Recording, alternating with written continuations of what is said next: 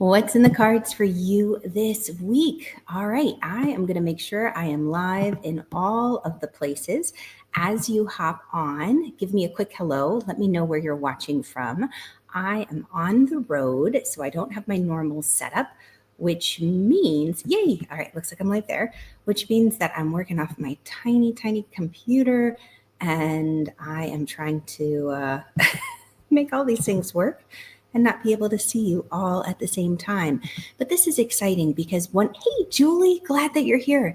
One of the things that I love about doing intuitive spiritual work is that we get these nudges, we get these knowings, and as we practice and we develop that language of intuition, as you develop a relationship with it, this is what I teach in my Mastering Intuition Energy Alchemist program, is how to consistently get those intuitive messages, how to consistently be able to rely on them and to take action with confidence.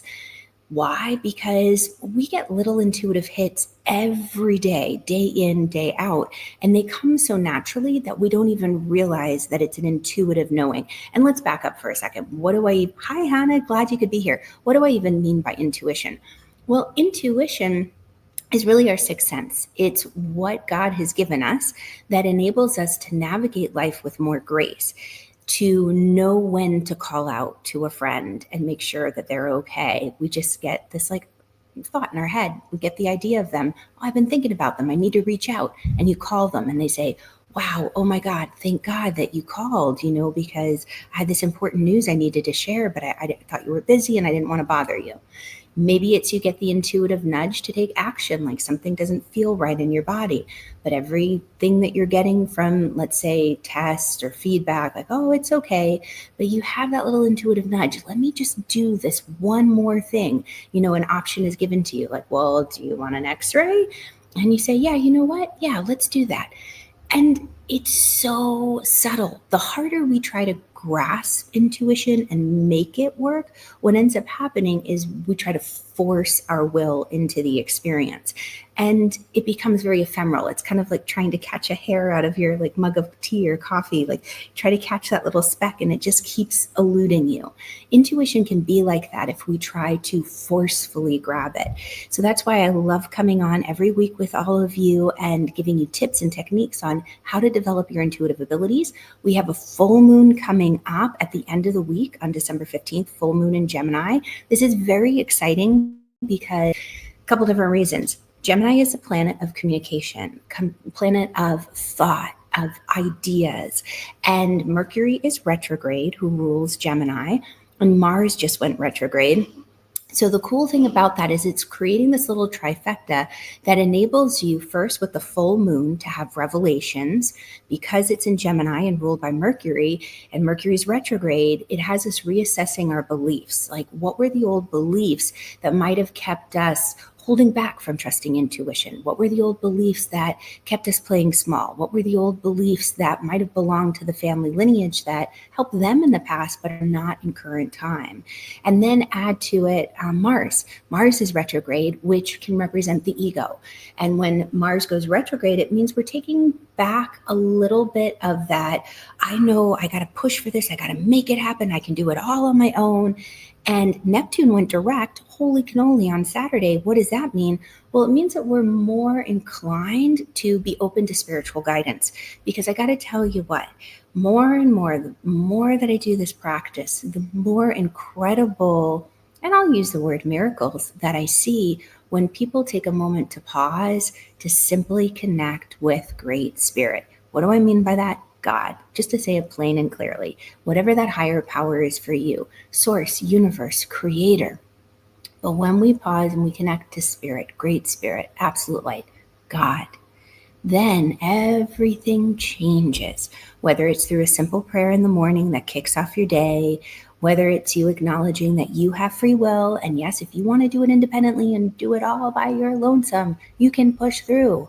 but oh my goodness, you have friends in high places, aka your angels, spirit guides, loved ones, God, who can help, who want to help and assist you reach those dreams. Those dreams weren't put in or placed in your heart just willy-nilly. They're there for a reason, and you have support in aiding you to get there. So let me just make sure that I really went live. Okay, I did go live over here. Good morning, Diane. Glad to have you.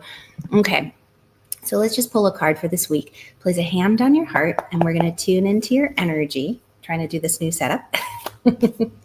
And you're just going to ask, what's the most important thing that I need to know for this week ahead? And I'm pulling for everyone. The Empress. I love her. The Empress card is a card about cycles. It's a card about knowing that things take time. What you plant today, the seeds, the thoughts that you're working on, the vision that you're honing in as Mars has gone retrograde and Mercury's still in that retrograde position, because P.S. Mercury goes direct on Sunday, right around, it's the same day as the full moon, but it's later in the day. And we're going to be moving forward. So use this week to dream. Neptune is direct. What does that mean? You're going to have a greater connection to spirit. It won't feel so confusing or deceptive or like I'm stuck in a land of illusions. What choice do I make? Sometimes I see it like the Seven of Cups when, if you're familiar with tarot, and when Neptune is retrograde. Interesting. I've got all these other words coming in my head. But the Empress card is a card that realizes things take time. And the lasting change, like if we're really in it for the long haul, we'll cultivate that patience and know that the dreams that we're planting today will grow into something quite beautiful and manifest in the physical. This full moon, when we talk about a full moon ritual, especially for an air sign, Gemini, the sun's in fire, it's in Sagittarius. Fire adds to air, and air adds to fire. They build each other up so they can reach great heights. There's a light of inspiration. There's a light of energy. And I'll say it this way, with Mars retrograde, you can have that moment where you realize it's not just your ego trying to force you into something. And ego is not a bad thing, by the way. Ego is a wonderful thing. It makes us, nothing's all good or all bad by itself. It's how we use it. But that energy within you that makes you an individual. We came down to this physical 3D experience to know, what is it like to be an individual? What is it like to be just me in this life experience? Because we are all connected. We are. And so this is a chance to play and to cultivate your own individuality. And with Pluto in Aquarius now and with Venus in Aquarius, there is an incredible drive towards celebrating what makes you, those unique identifiers and qualifiers. There's a couple things coming through my head, but know whatever you're putting into motion today, it's going to have your signature. And what I mean by that, it's just like genetics. A child might have like brown eyes and blonde hair like their parents, or musicians. If you listen to certain musicians, they have a signature, especially the classical musicians. They have a signature to their songs, and you can pick them out like, oh my gosh, that's Beethoven, that's John Williams, that's Mozart, that's somebody else. So I invite you, know that even if you feel like, oh, this idea has been done before, somebody else has tried this, why would I even bother? There's a big, solution for this already. I'm just a small fish. Cancel, clear, delete that. Pause. There's something uniquely you that would flavor what it is you wish to channel and bring through. Nobody else can say it quite like you. So put those dreams, plant those dreams, and just like the expectant mom, you're growing that seed in the womb, you're growing that idea, and come spring, as life bursts forth, you're going to see the fruits of your labors coming to be. And that's part of what I wanted to share this week about those possibilities all around you and opportunities. Every day, opportunity is knocking. Every day, possibilities are at our doorstep. It's just a slight shift in the way we see things and the way we engage in the world, because things are tough, most definitely. Life, physical life is not an easy adventure. And for those of you who are here, whether it's watching this, thank you for being here. I love to have this special time with you, and I appreciate you taking this time to hone your intuitive gifts and to make the world a brighter place by doing this work and this play, as I consider it. But, you know, the thing about life is that there is so much beauty and there's so much reward, and the struggles and the challenges and the pitfalls that we experience, even in them, we can find a beautiful light, a beautiful uplifting moment. And so I'll give more examples as I go, because I choose my words as carefully as I possibly can as I get inspired, and the ideas and the inspirations are coming through to share with all of you, because we're all in unique situations, all on our own journey. But I want you to know that this is a safe space, and I'm so glad you're here. And together, we'll step into the next part of this spiritual adventure as Pluto's going into Aquarius, and as we are moving into new astrological experiences, especially with the collective energies goals shifting. So the nodes are going to be shifting soon in the spring, which is Astro Geek speak. It might not make any sense right now, but we'll talk about it later. So let's tune into the energy of the week. And by the way, if we haven't met, my name is Irina Miller. I'm a spiritual life guide and astrologer, what I call an energy alchemist. I have been studying sacred practices, traditions, rituals, everything from yoga to energy healing to crystals to cards to mediumship to astrology. Oh my, a few other things in there that I left out. But I've been doing this for over 30 years. It's hard to believe. And I've been able to assist and guide and just lift up a lot of people. I haven't counted exactly, but it's been 30 years. So it's been a few. So it's my joy to bring these sacred practices to you to enable you to live the life you were born to live. So let's just go ahead and talk about the overarching energy of the week. We work with the moon. Now, I use my Inside of the Moon journal to help keep me on track. If you guys are interested in getting a copy of this, let me know. Put a little moon emoji in the comments below, and I will drop a link as to where you can find that. But the moon journal is all about collecting data, because what we're working with, especially when it comes to the language of intuition, it's very abstract and intangible. So how do we know? How can we trust? Where's that consistency come in? Well, it comes in through a journal. And that's great, but I don't know about you, but journaling is not my forte. So that's part of the reason I created the Inside of the Moon journal, was because I wanted a way to capture the data and to do it easily and not feel guilty about maybe not doing it every day, but to kind of look ahead for the week. And that's what I do. And that's what I share with you all here, is we look ahead at the week and we talk about where's the moon, what mood am I feeling? Let me pull a card to give me any insight to the day, or how can I make the most of the energy? We do all of that together here. And then you can write down the insights as you go, just in the little columns. You can work with spiritual rituals and traditions that are in here and the like. In my Moon Club, we go deeper into all of that. We have full moon ritual coming up at the end of this week for Moon Club members. But I love to start with the moon, because the moon is a reflection of our daily experience, our emotions, our feelings, how we're going to process stress, how we can really rebuild our energy if we're feeling tired, when to know how much to push, when to pull back and rest. If you know where your moon is when you were born, that gives you even more insight. If you want to know that, contact me. I do those kinds of readings as well. But here's the thing. As we are in this week, the moon's waxing. The moon is building towards the full moon on Sunday, December 15th. So that means, generally speaking, for my moon sensitives out there, those who know when it's a full moon and when it's a new moon, the moon's energy is building, and we can mirror that. Our energy builds as well. And as our energy is building, you might find yourself a little restless this week, because we're going towards that Gemini energy. Your mind might be racing. If you get anxious or worried, especially around sunset, give yourself something to do, almost like busy work. They say idle hands are the hands of the devil. So give your hands something to do, whether it's washing dishes or doing chores or painting or crocheting or coloring or writing. Give your hands something to do so the mind starts to calm. If you can move your body, great. But take some time to get any of the excess energy out of the body. And we'll talk about that more as we get towards the full moon. But generally speaking, this week, You might find it a little more challenging to sleep. You might have a little bit more energy just because the moon is building in light going towards the full moon. Utilize that energy to your fullest. Get some things done that maybe otherwise you wouldn't have had the energy for.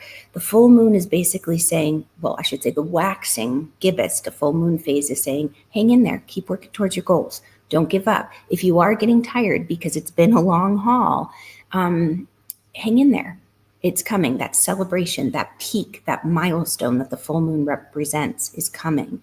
And that's another thing too. You know, like when we're overtired and we can't quite fall asleep, sometimes a waxing gibbous moon can feel like that, where you're fatigued, but you can't fall asleep. Like you have a hard time resting. That's when you can use your hands to help you out, to calm the mind. Maybe even games, you know.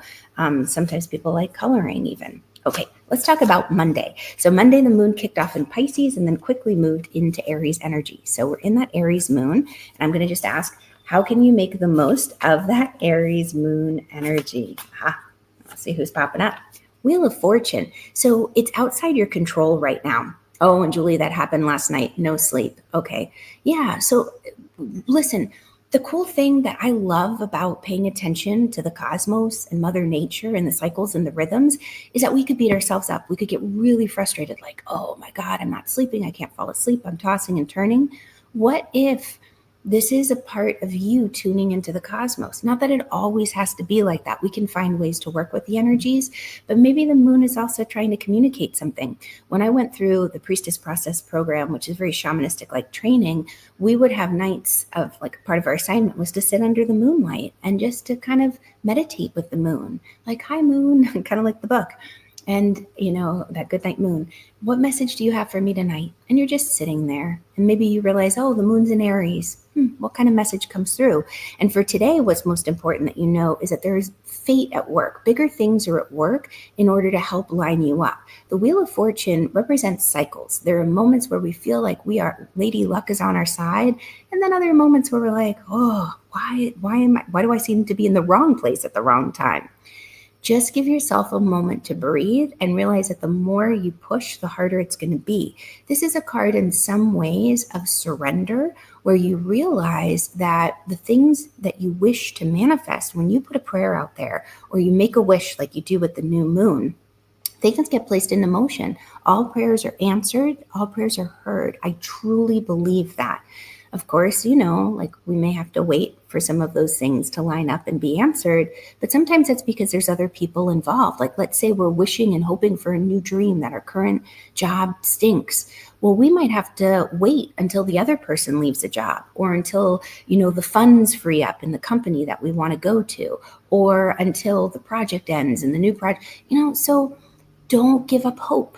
That's the key for this week. Opportunities, clues, inspiration, and hope are being dropped at your feet every day. So keep your eyes open for that, especially today. This is a card where you can definitely say Lady Luck is on your side, Wheel of Fortune. And it's also realizing that you are a co-creator in this dance of life. It's not all about you trying to make it happen. It's about you dancing with the divine and co-creating. Okay. And that's cool for an Aries moon, just as a sidestep, because moon's in Aries Monday. Aries is ruled, I want to make sure I'm not dyslexic here. Aries is ruled by Mars. Mars rules Aries. And so I'm giggling because it reminds me of the way my grandmother would say division. She was Irish, or even like, oh, it's 1:45. And me, I'd say, 1:45? What do you mean? And I'm like, why can't you just say 1:45? It's like reversing things. So I do that quite a lot. So Aries moon, what does that mean? Well, Aries, who's ruled by Mars energy, Mars is drive, it's ambition. Let's go, go, go, go, go. It represents our ego. Well, Mars is retrograde right now. So the moon being in Aries, who answers to Mars, is like, slow your roll. I know you want to go. I know you want to just do it. But pump the brakes, take a breath, and let's just re-examine your true ambition, your true drive, what is inspiring you. Are you still in alignment? Or has new information come to light with the Mercury retrograde? Has new information come to light now that Neptune's direct and things aren't quite as confusing or hazy? Pause before you act. Look before you leap. So this new moon in Aries, there'll be that big drive of like, go, go, go, go, go, go, go. And then all of a sudden like, oh, I'm trying to go, but I can't. That's a universe almost like holding your back of your shirt, like, slow your roll. Wait a second. Let's make sure you're going in the right direction. Or the mom arm, like, don't run out into traffic. You'll get hit. I know you want to go. So think about that as you're planning out for 2025 and what's coming to be. Okay, Tuesday, moon still in Aries. What's most important to know? 8 of Pentacles. So this is honoring all of that you've done and accomplished, all that you've studied, where you've educated yourself, how much you've grown. And it's also that feeling that something's missing. It's not quite completed yet, what you want to study, what you want to learn. So realize that you have cultivated a mastery and an expertise around quite a lot of things. So with Moon in Aries, you honor it. So that's a healthy version of the ego. You say, oh, okay, you know what? I've done a lot of work. I do know what I'm talking about in this area. I'm not a complete neophyte or newbie. I have a level of expertise, and I want to honor that in a healthy way and realize that I'm always learning, because it's kind of, this card too reminds me of like, the more we learn or the more we know we don't know. It's like, if you know, you know. We realize there's so much more that we don't know. There's a great story that I love, and it goes like this. So if you go into a room with like a bunch of kindergartners and you ask them to draw the perfect circle, they'll take out their pencil and they'll draw a circle, perfect circle. Go into a room of like second graders, draw the perfect circle. Well, maybe they'll take their cup or their water bottle and then they'll draw around. Oh, I got new Moon Club stickers. Squirrel. And they draw around the bottom of the bottle. And as you draw around the bottom of the bottle, you get the perfect circle, they say. And then you go into, let's say, junior high group, and you say, draw the perfect circle. And they take out their compass and they draw the perfect circle. Great. Go into the college students, draw the perfect circle. They'll do some mathematical equation. Go to the professor, go to the physicist, draw the perfect circle. And you find out, can't be done. No way you can draw a perfect circle. Some little pixel, some little atom is going to be out of alignment. So the more that we know, the more we realize, wow, there's a whole other layer of understanding that enables us to step into a place of awe and of humility. So with the moon in Aries on Tuesday, I'm going to just encourage you to honor your level of expertise and know that it's okay to realize that there's always going to be something to learn. We're not ever going to be finished with that. And that's a delightful thing, because how boring would life be if we were completely finished? And is there something that your heart is calling you towards, a level of expertise that you want to hone in on, or an area you wish to develop? Take a look at that. Okay. The other thing too that I'll talk about with Tuesday to Wednesday, I almost forgot, is that Tuesday night, 5:13 p.m. Eastern, Moon's going to go void of course, and it goes void of course all the way until Wednesday morning at 10:55 a.m. Eastern. And I'll let all of you do the math on that, because I'm Central Time right now, and there's no way I'm going to be able to convert. But 5:13 p.m. Eastern, Tuesday night to 10:55 a.m. Wednesday morning. Why is it important? Well, when the moon is void of course, this is something I'm just paying more and more attention to, because there are subtleties and nuances, and this is subtle. It's not a big deal, but it's a kind of thing like stubbing your toe that can be annoying and frustrating. So moon void of course basically means nothing will come of it. And if you try to have a meeting, you might get frustrated, because if you do want something to come of it, like let's come to a decision, what's our next step, what's our plan of action, nothing might come of it. And you might be like, oh, that was a waste of time. So just Tuesday night to Wednesday morning. So if you've got important meetings where things need to be done, do them Wednesday morning after 11 a.m. if you want people to pay attention. If you want to pay like a bill that's late, or taxes, or get a test done where you want nothing to come of it, then do it during those hours. So that's moon void, of course, can be very, very helpful. Or if you want to have a conversation where you want nothing to come of it, just to be light, chit chatty, do it then. So Wednesday, the moon is in Aries, and around 10:55 a.m., just about 11, that's when it goes into Taurus. So let's talk about this. What's most important that you need to know for Wednesday? The worst part is over. You're heading towards the light. Light is on the horizon. So this year has definitely been tricky. Did you guys watch Saturday Night Live from this past weekend? Dana Carvey came back and did the church lady, and I love that skit. And he sings a song about 2024. I mean, listen, I feel like these songs, these times can be applied to a lot of things, but focus on the light. The hardest part is over. So as you're moving, you wake up to the Aries moon, you might still feel like, I need to go, I need to do, I need to get things done, but I'm being held back. Every time I try to go faster, I get slowed down. Take a breath. I invite you to cultivate a practice that calms and soothes the mind and channels that electric energy of just needing to go. And as the moon moves into Taurus later in the day, close to 11 a.m. Eastern, you're going to be given a chance to really enjoy the fruits and labors of your work, of your success. Taurus is an energy that wants to enjoy the finer things in life. It's very stable. It's very steady.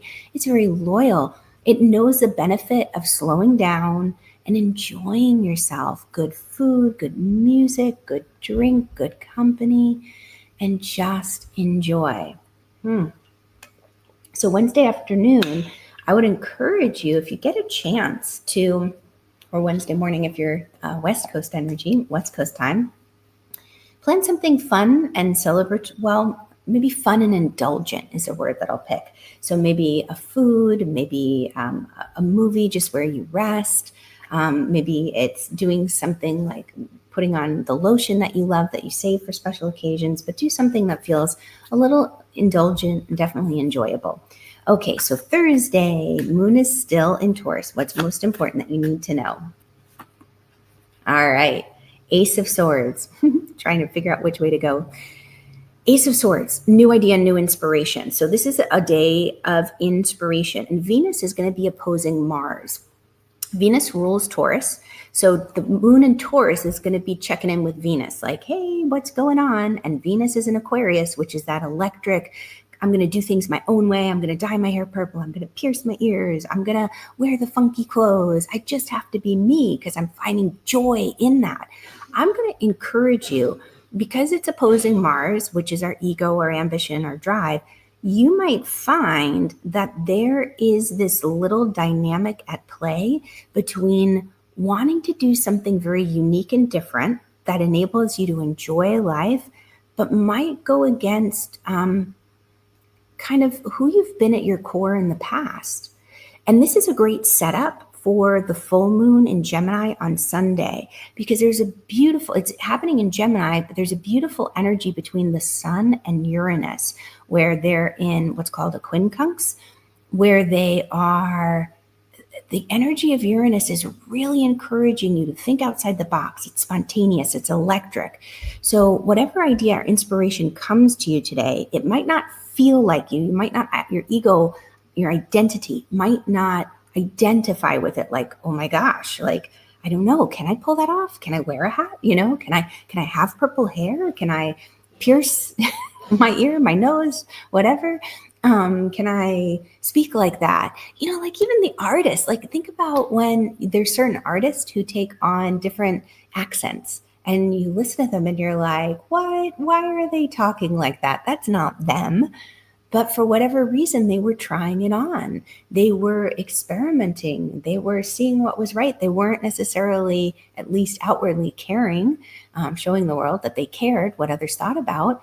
Is there something unique coming through? And well, there will be an inspiration, an idea on Thursday. Are you willing to entertain that quirkiness and to bring it out? Because that full moon revelation on Sunday will be easier to see and understand if you contemplate bringing out that kind of quirkier aspect of yourself that makes you different, that makes you uniquely you. Okay, Friday's energy. Moon kicks off in Taurus, and then it moves into Gemini around 12:22 p.m. Eastern. What's most important that you need to know? Success. The Chariot. So you're going places. It could be a physical move. It could also be that feeling of I'm handling different energies, but I can still move a straight line forward and things are going to be okay.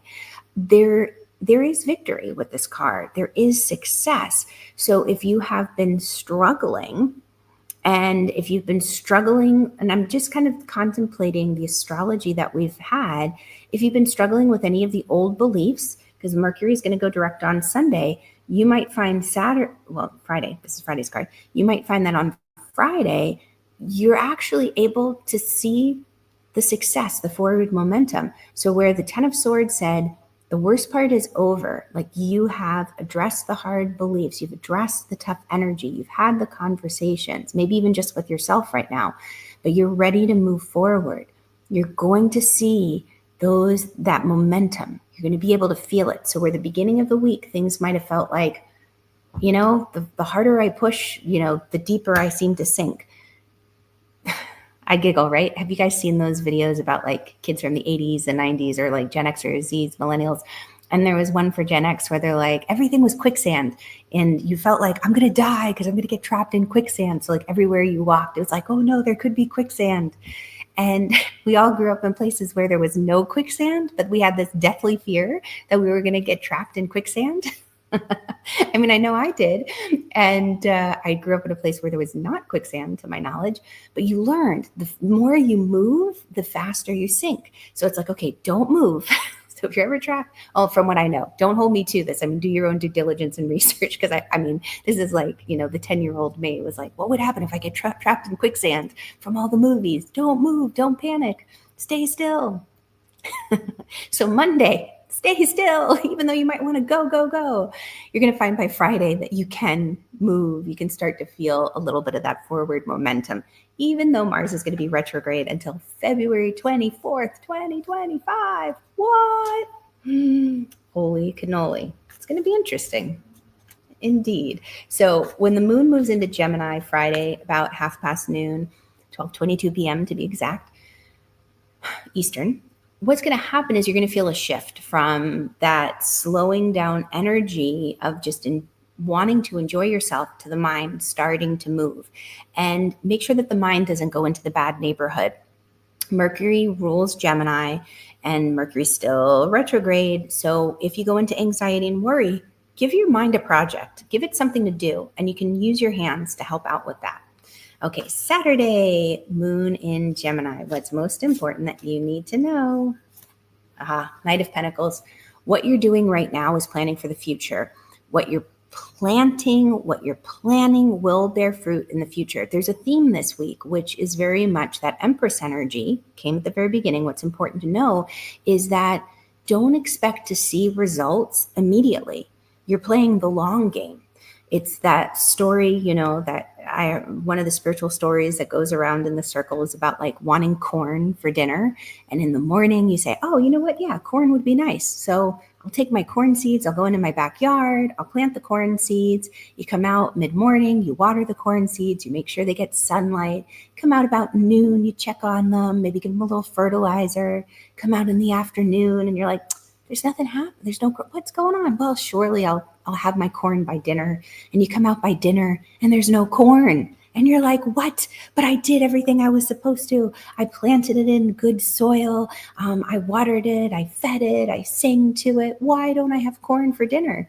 Well, because a growth cycle is a lot longer than, 8 hours, a workday. The growth cycle is longer. So what you're planting today will bear fruit in the long run. You might ask, well, when? Well, that's where we come into faith. And faith is a big part of this. Over the weekend, there was a dance between the sun and Jupiter where they were opposing each other, where it's like, where are we placing our faith? Jupiter's our faith. It's our beliefs. The sun is our identity, where we shine in life. And it's saying, okay, listen, where are you placing your faith? This is really important because it is like a North Star. It's going to navigate you. If you're placing your faith in yourself, right, which is important, right, to a degree, but if it's just in yourself, at some point you're going to realize whatever superpowers we have access to with our intuitive gifts, the clairs or whatnot, we're not God. And we're not meant to do this alone. That's part of the joy. There's, something that's said often that I used to when I was younger. I was like, oh, okay, yeah, that makes sense. But the older I got, I thought, no, it doesn't make sense. And I did my due diligence and research and realized, oh, this is not true. And people will say, people want to help when we're having hard times. And you might have heard the phrase along the way, God doesn't give you anything that you can't handle. Oh, cancel, clear, delete. We get plenty of things that we can't handle. We're not meant to handle them on our own. what if part of the reason we have so many challenges and, well, I don't want to say it that way, but what if part of the experience of the challenges and obstacles that we have isn't to try to figure out, oh, I can do this all on my own, Mars, ego, I've got this, I'm independent, I don't need anyone, I'm just an island. To realize we need each other. We need each other. We need spirit. We need God. And that's not a bad thing. It doesn't make us weak. What it makes us is a community who looks out for each other. That's the Aquarian spirit. With Pluto moving into Aquarius, with us moving into the age of Aquarius, it's about community. It's about spirit. It's about knowing we don't have to do this all on our own. We weren't meant to. There's another great story that I love that talks about, let's call him Bob, because I've got my Joe story. Bob dies, right? And as he dies, he meets St. Peter at the pearly gates. And St. Peter says, oh, I want to show you two things. And Bob's like, okay. And so St. Peter brings him along and he shows him this beautiful banquet hall with this table with all of this food, the most, think Harry Potter, delicious food you can imagine. And, grapes and potatoes and vegetables and yummy things.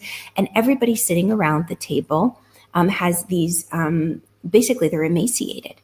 And Bob looks at St. Peter and he's like, I don't understand this. Why are they emaciated and so ill and weak and skinny when they have all this food in front of them?